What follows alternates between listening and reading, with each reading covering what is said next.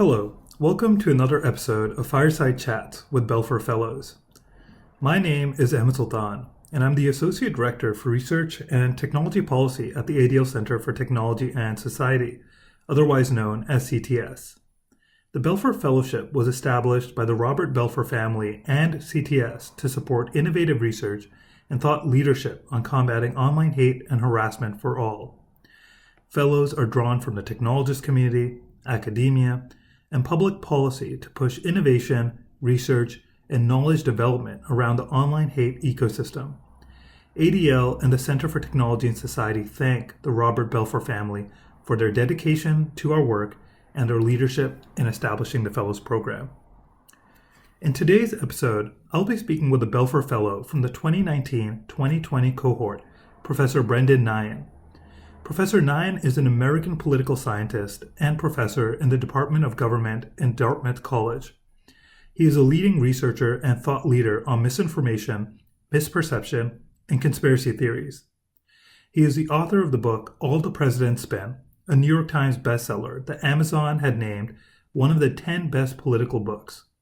Professor Nyhan is also a contributor to the Upshot blog at the New York Times and a co-founder of Brightline Watch, a watchdog group that monitors the status of American democracy. Welcome, Brendan. You teach a course at Dartmouth called Political Misinformation and Conspiracy Theories.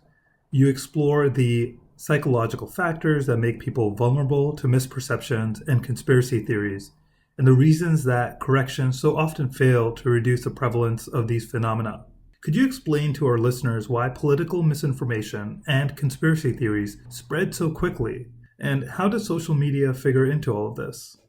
Sure. These are complex phenomena, of course, so there's lots of factors that we might consider, but two that I think are among the most important are the level of effort or attention we give to factual claims and the directional preferences or biases that people have about what side might be right in a political dispute.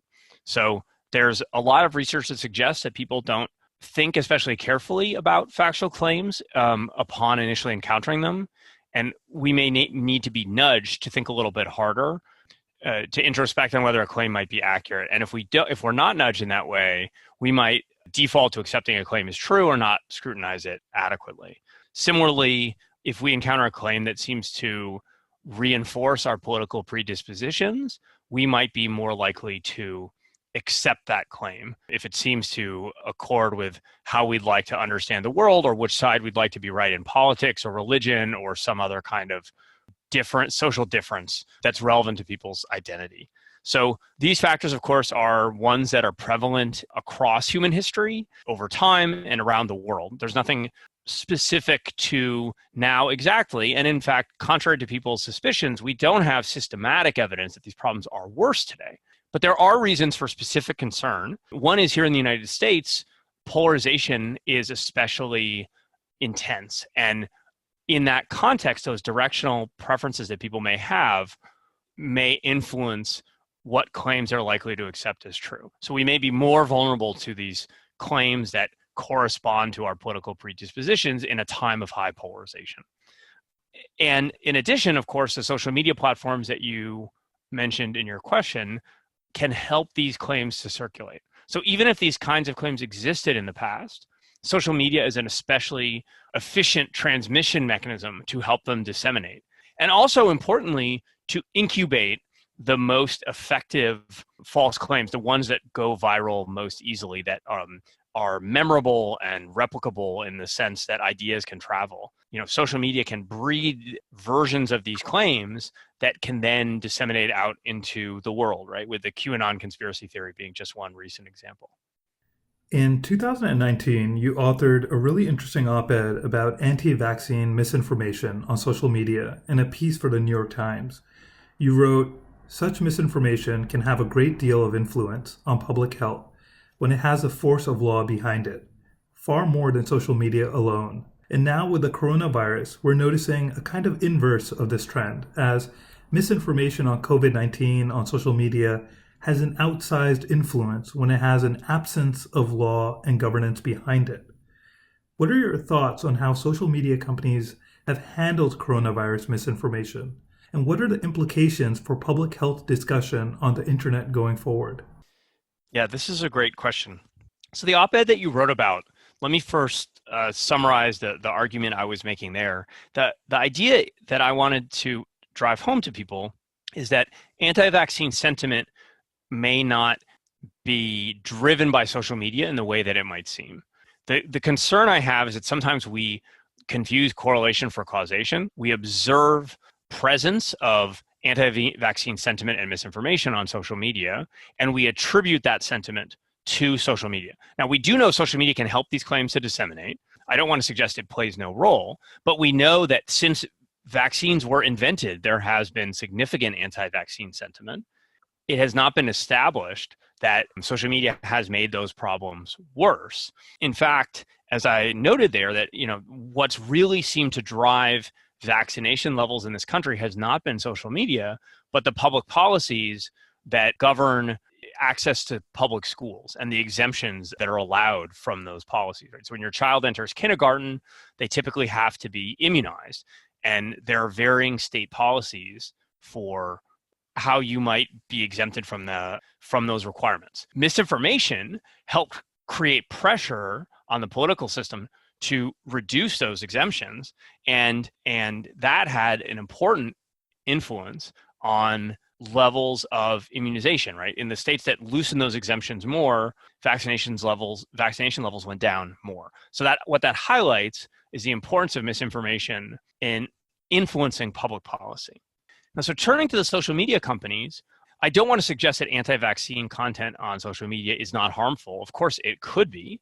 And the concerns about public health misinformation on social media are especially acute right now, of course, because of the COVID-19 pandemic. What the social media companies are currently doing is they're putting misinformation about COVID-19 that directly threatens people's health into a special category. They're removing content related to the pandemic that they identify as potentially directly harmful to people from their platforms. So taking a more aggressive form of action, more aggressive type of content moderation than they would with other kinds of false claims about politics. And I think that's appropriate given the stakes. And I should say that's the same kind of step that they take for certain kinds of vaccine misinformation that they identify as especially harmful potentially. I think that's appropriate given the direct health stakes, right? You could lose your life or endanger your family if you fall victim to one of these false claims about COVID-19 that's potentially dangerous in a way that doesn't have an analog for generic political claims, even if false. My concern is that we maintain a boundary between those claims that directly endanger people or directly threaten our democracy, like claims that the social media companies will take down that mislead you about how and when to vote, and other kinds of false claims where I think we should be very circumspect about asking Facebook and other platform companies to act as a kind of global truth police. I don't think we should set as our goal the elimination of false claims from public life, as harmful as they can be. They're an inherent part of democratic politics in a free society.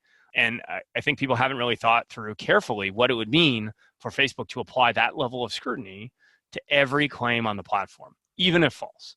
So this is going to be the challenge going forward, how we draw these lines. And so Sarah Krebs is a political scientist at Cornell, and I have a piece in Foreign Affairs talking about exactly this distinction. And what we cautioned people against was assuming that the steps that Facebook has taken on COVID-19 misinformation that threatens people's health should or can represent a new normal. We argue that it's important to distinguish between protecting people from life-threatening misinformation during a pandemic and normal political discourse where the platforms should be more circumspect. You've written about the problem of elite misinformation. You wrote, "The most worrisome misinformation in U.S. politics remains the old-fashioned kind, false and misleading statements made by elected officials who dominate news coverage and wield the powers of government. The lack of fact-checking of political ads and content shared by elected officials on social media is a popular topic of debate these days. While Facebook announced that it would add links to election-related posts directing users to official sources for election information, the company still refuses to fact-check ads or posts by politicians. Is this simply a compromise for free speech that we need to accept? Or are social media companies like Facebook conflating separate systems of values? Yeah, this is a difficult subject, and I would say that reasonable people disagree on this point. My view is similar to what we just talked about earlier. The way that Facebook's fact-checking partnership works for general political claims of the sort that these ads might constitute is different than what we talked about previously for public health.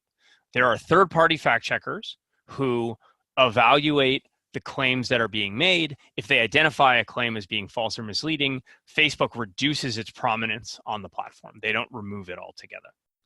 I think it's great to give people more context for false claims, and I don't see any reason why providing context in addition to ads wouldn't be warranted. That seems appropriate. Removing ads altogether, though, seems like a different step, and let me explain why.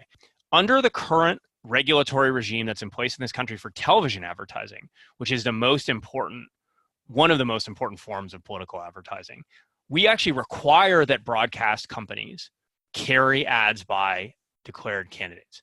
And the reason is we don't want to give broadcasters a veto over how candidates can reach voters in Democratic elections. If Facebook were to reduce or eliminate ads on its platform, it would be exercising that kind of control, not just at the local level where television advertising is purchased, but for the entire country, right? So it would create an unprecedented choke point over what advertising could be placed by political candidates.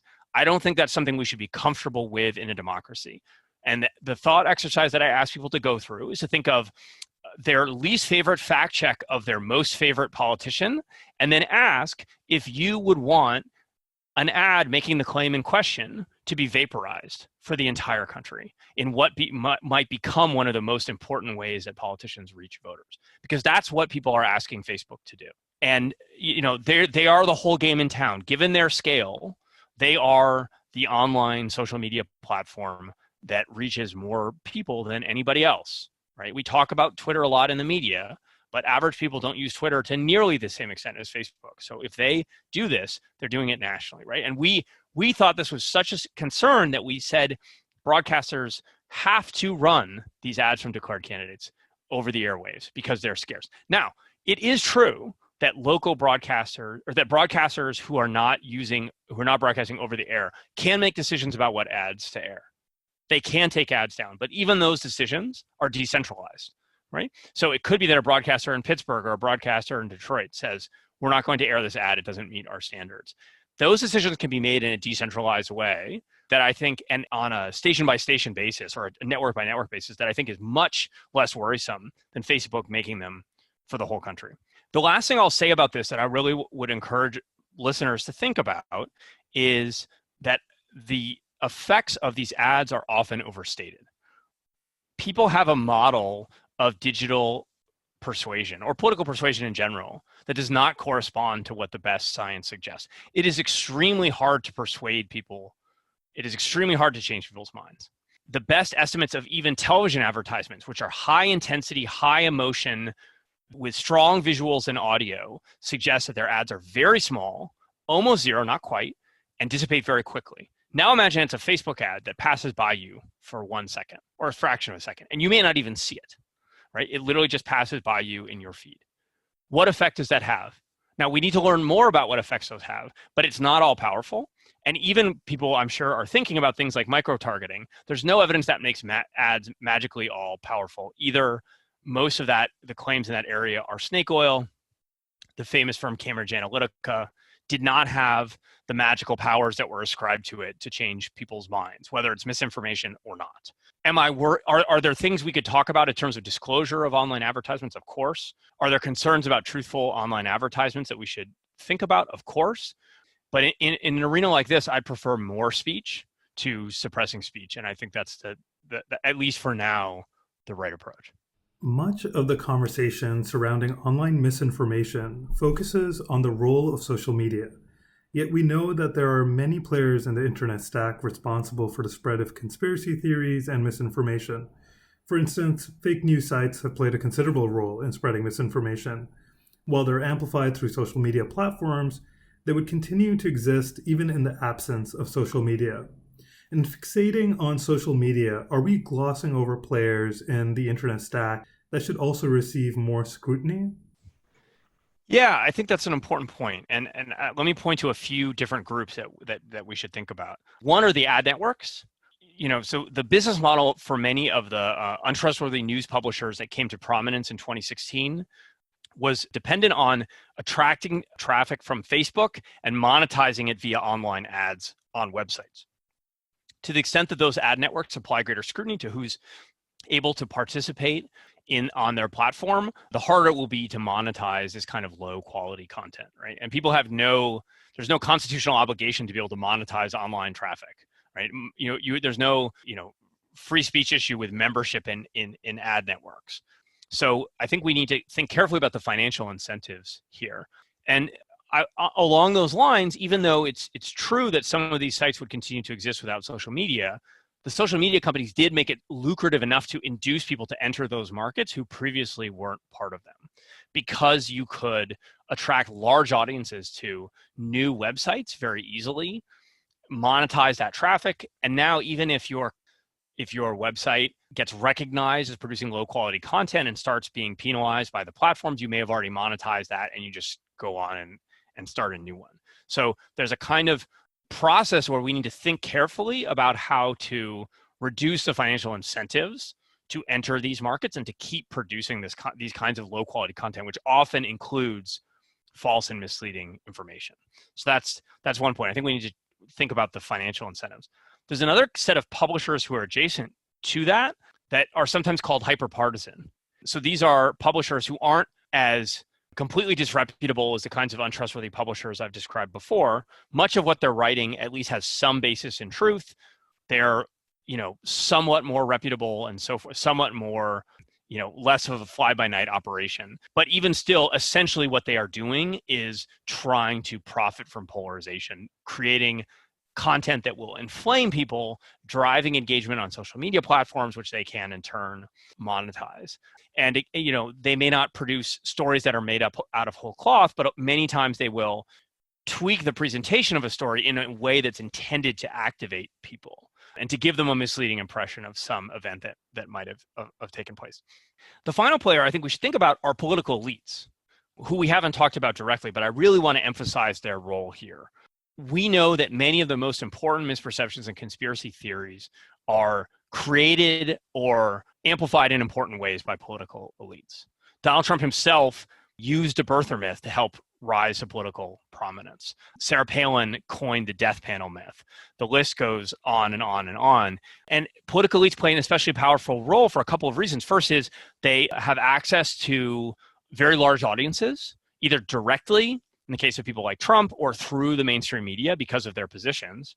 And second, because if they're identified with a political party, they have some command over the allegiances of people who share that partisanship with them. And those people may in turn update their beliefs based on the claims that this person whom they trust, with whom they share partisan identity, has made. So political elites play a really important role. And just like we have to think about how to discourage publishers of untrustworthy information and reduce the financial incentives to create that kind of content, we also need to think about how to discourage purveyors of political misinformation by changing the political incentives to produce that kind of content. And so, and these are not public policy questions. These are questions for civil society. How do we hold people accountable in public life? And, one of the most important mechanisms is the fact-checking movement. So it's kind of a negative journalistic sanction on politicians who repeatedly make false and misleading claims. And I've done some research on how that might discourage politicians from making additional false and misleading claims. It certainly won't make the problem go away. I think, again, people have an unrealistic expectation about what's possible in a domain like this. We will always have false claims in politics. We will always have politicians who lie to us. But what we want to do is, on the margin, discourage that additional false claim that we might otherwise get. And unfortunately, those incentives have tipped in the opposite direction.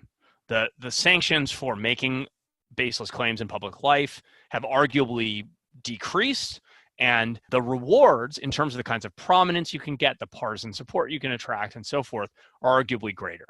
And we need to think about how to right that balance. And in doing so, we might be able to affect the supply side of this misinformation problem, which in some ways is more tractable in my view, than the demand side, the public, the people who believe this stuff. We're not going to change human psychology anytime soon, but we might be able to discourage people from promoting those kinds of claims to the public in the first place. Your ongoing research, supported by the Belfer Fellowship, is exploring how algorithm systems on social media recommend content that could result in the radicalization of its users. Why is this an important topic, and what series of events led you to want to study this topic?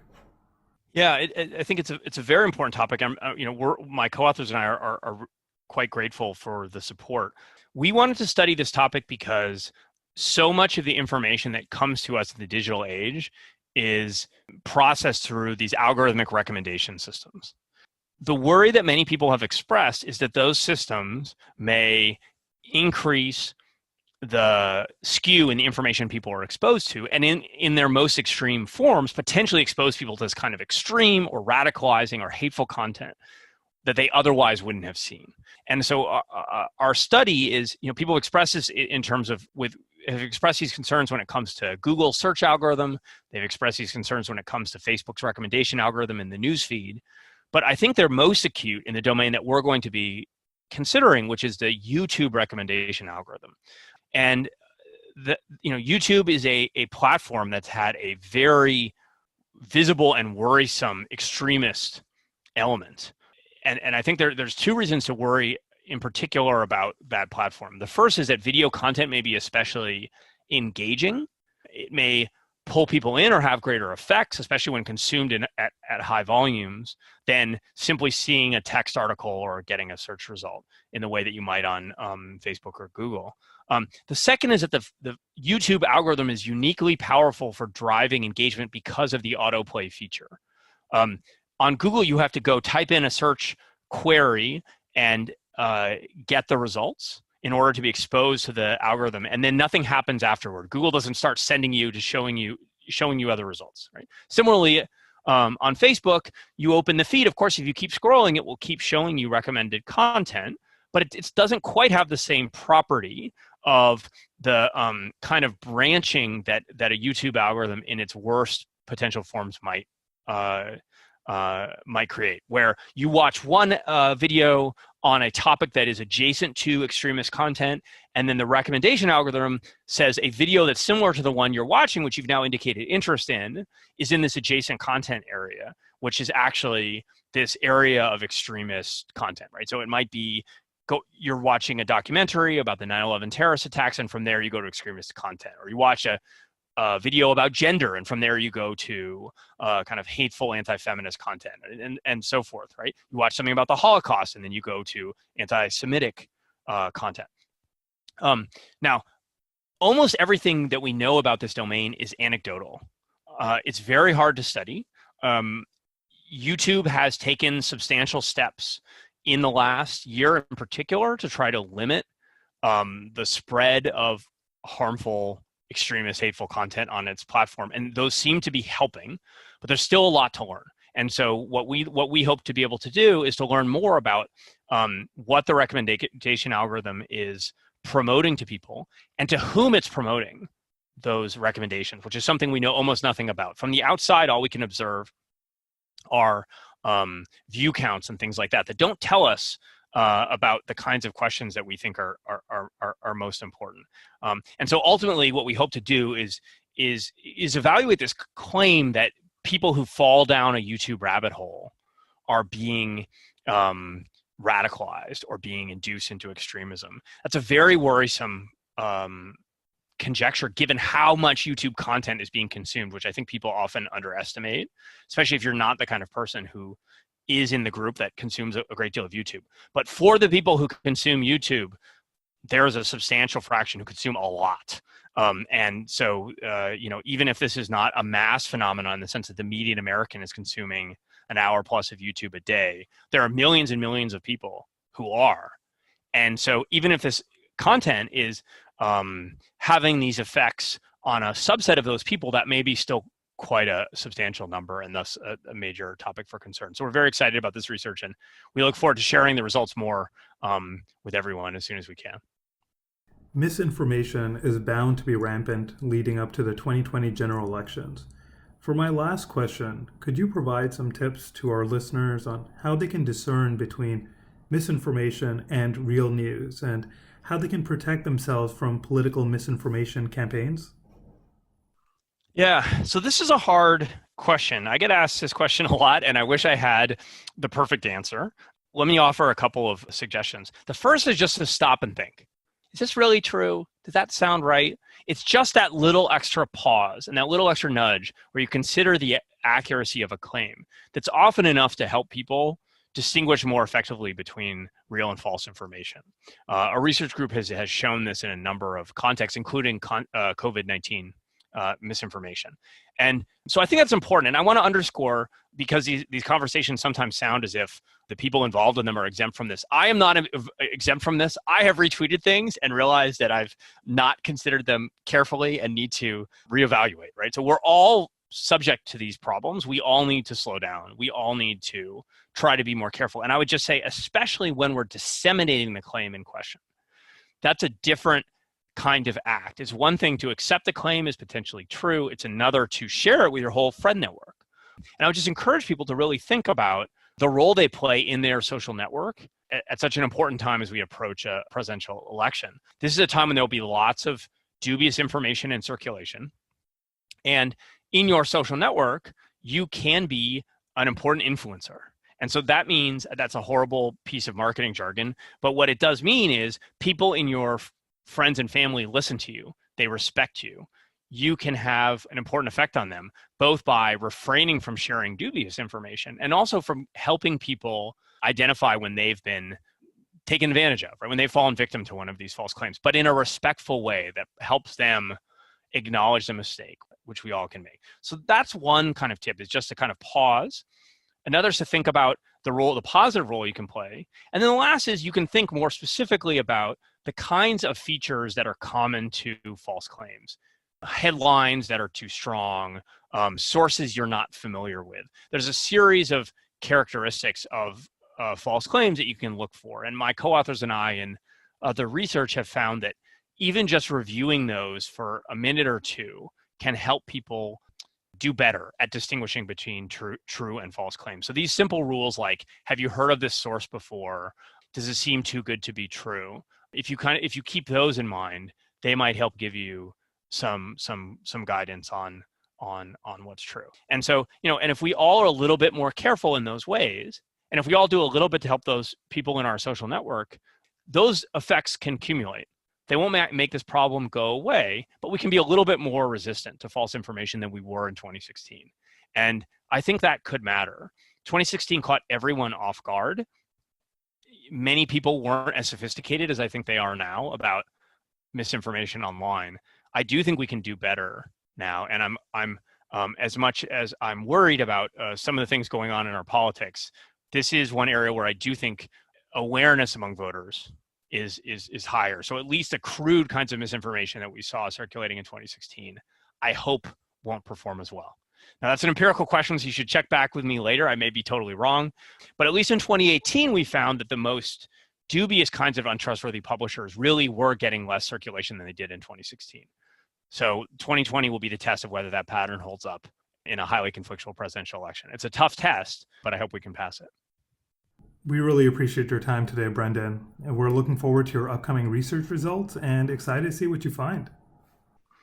Thanks so much.